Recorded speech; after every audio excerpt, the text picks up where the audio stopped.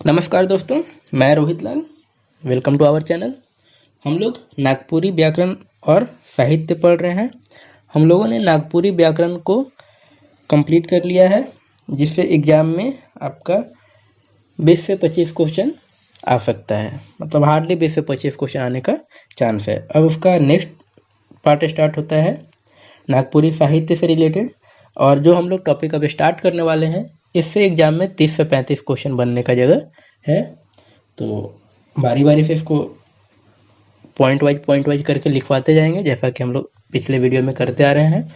I hope कि आप लोग अच्छे से सभी पॉइंट को नोट डाउन कीजिएगा। आज का टॉपिक है नागपुरी श्रेष्ठ साहित्य और मौलिक साहित्य। इस वीडियो से 30 से 35 क्वेश्चन का जर्नी स्टार्ट हो रहा है, तो आप लोग अच्छे से पॉइंट को नोट डाउन कीजिए ताकि कोई भी कंफ्यूजन ना रहे और इम्पोर्टेंट पॉइंट आपको मिल जाए। अगर आप मेरे चैनल पे पहली बार हैं और अभी तक आप लोगों ने मेरे चैनल को सब्सक्राइब नहीं किया है, तो प्लीज़ चैनल को सब्सक्राइब कीजिए ताकि नया वीडियो अपलोड होते ही आपको नोटिफिकेशन मिल जाए। और अगर अभी तक आप लोग ग्रामर का वीडियो नहीं देखे हैं नागपुरी व्याकरण का, तो प्लीज़ उसको देख लीजिए और अच्छे से उसका नोट्स बना लीजिएगा, क्योंकि वो सब वीडियो में सभी महत्वपूर्ण पॉइंट को लिखवाया गया है जहाँ से क्वेश्चन बन सकता है। तो आप लोग उसको अच्छे से देखिए और अपना नोट्स बना लीजिएगा। आइए शुरू करते हैं।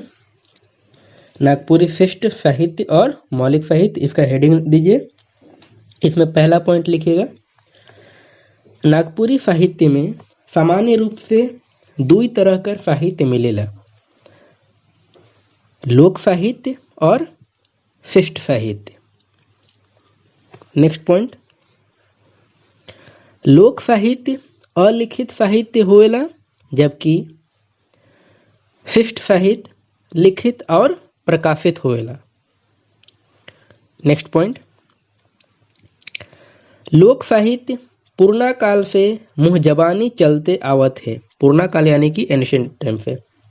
लोक साहित्य पुराना काल से मुँह जबानी चलते आवत है, जे बोली कर माध्यम से आगे बढ़ेला, जबकि शिष्ट साहित्य मानक भाषा कर माध्यम से कौनो कवि चाहे रचनाकार के माध्यम से सामने आवेला। तो ये दोनों में डिफरेंस है। ये पॉइंट इंपॉर्टेंट है कि लोक साहित्य जो है वो मुँह जबानी चलते आ रहा है, लेकिन शिष्ट साहित्य जो है वो रचनाकार या किसी कवि के द्वारा लिखित या प्रकाशित आ रहा है। ठीक है।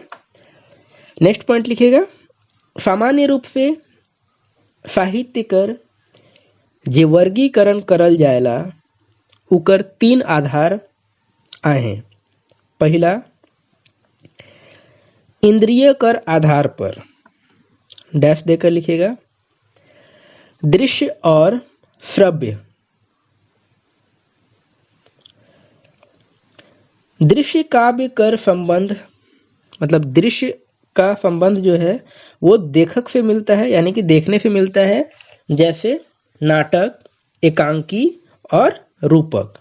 ये 3 दृश्य काव्य का पार्ट है, तो इसको ध्यान रखना है। ये इंपॉर्टेंट है कि दृश्य काव्य में 3 पार्ट आते हैं, नाटक, एकांकी और रूपक।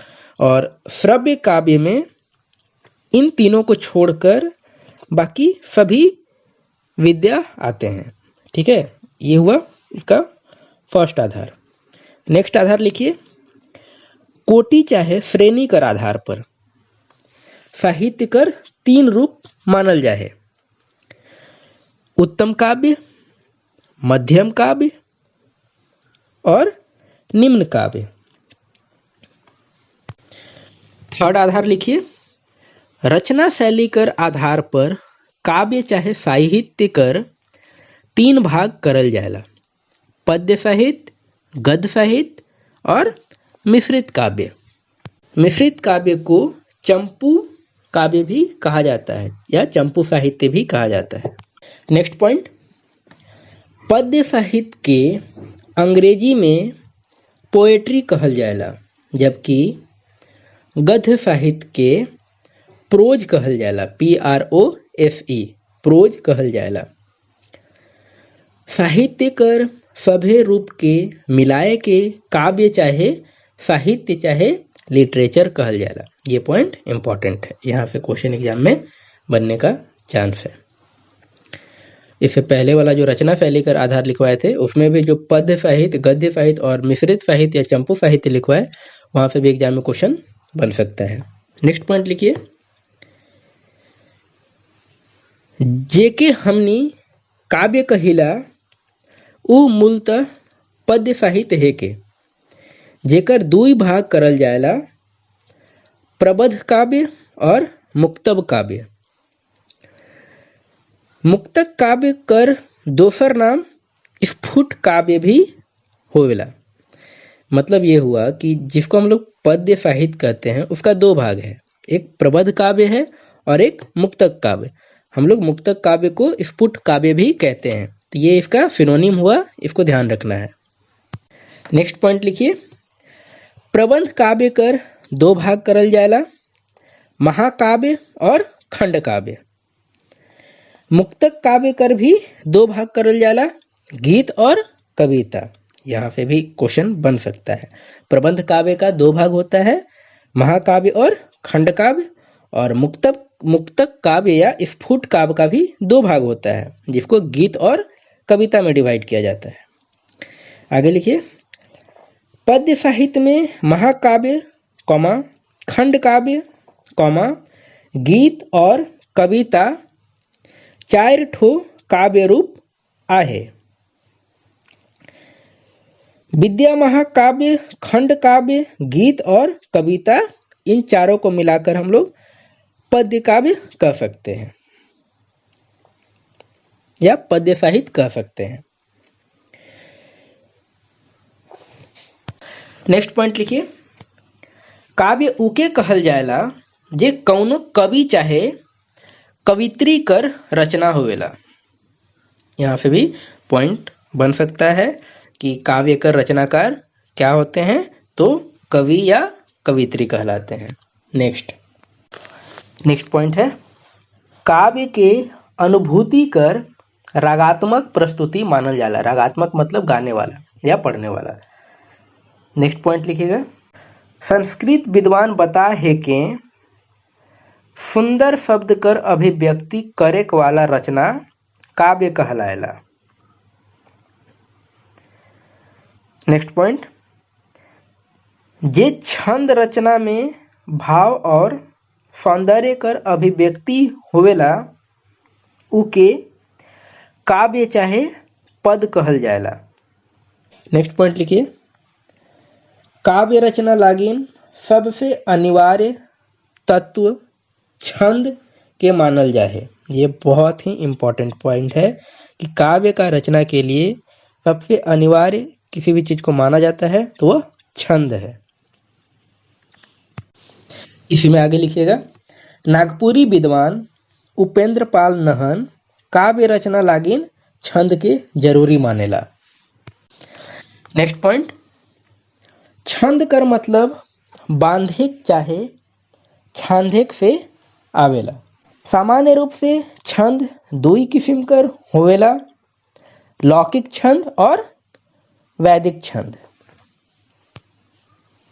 नेक्स्ट पॉइंट, परंपरागत छंद के लौकिक छंद कहल जाला, जेकर में डमकच, झूमर, फगुआ, पावस और उदासी आवेला। ये पॉइंट भी इंपॉर्टेंट है कि परंपरागत छंद को लौकिक छंद कहा जाता है, जिसमें डमकच, झूमर, फगुआ, पावस और उदासी आता है। नेक्स्ट पॉइंट, वैदिक छंद दुई किस्म कर आहे, वर्ण संबंधी विशेषता जेके छंद कहल जाएला।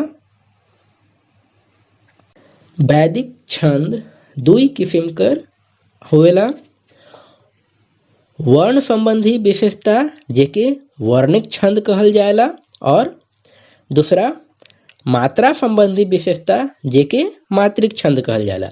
मतलब ये हुआ कि वैदिक छंद को दो पार्ट में डिवाइड किया गया है, ठीक है, एक वर्णिक छंद और दूसरा मात्रिक छंद।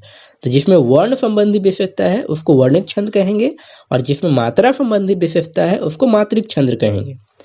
इसी में आगे लिखिएगा, वैदिक छंद में दोहा, चौपाई, कविता, सवैये, मद्रकांता, ध्रुत विलंबिका डॉट डॉट डॉट आता है। तो हम लोग आज के लिए इतना ही करते हैं। हम लोग नेक्स्ट वीडियो में महाकाव्य को देखेंगे। आई होप कि आपको वीडियो अच्छा लगा होगा और आप सभी पॉइंट को अच्छे से नोट डाउन किए होंगे। ये वीडियो में जितने भी कंटेंट लिखवाए गए हैं वो सभी महत्वपूर्ण है, तो आप लोग कंटेंट को मजाक मत लीजिएगा, अच्छे से नोट डाउन कीजिएगा। और अगर आपको वीडियो अच्छा लगे तो प्लीज़ वीडियो को लाइक कीजिए, अपने दोस्तों के साथ शेयर कीजिए, और अगर अभी तक आप मेरे चैनल को सब्सक्राइब नहीं किए हैं तो प्लीज़ चैनल को सब्सक्राइब कर लीजिए, बेल आइकन दबा लीजिए, ताकि वीडियो अपलोड होते ही नोटिफिकेशन आपको तुरंत मिल जाए। थैंक यू, धन्यवाद।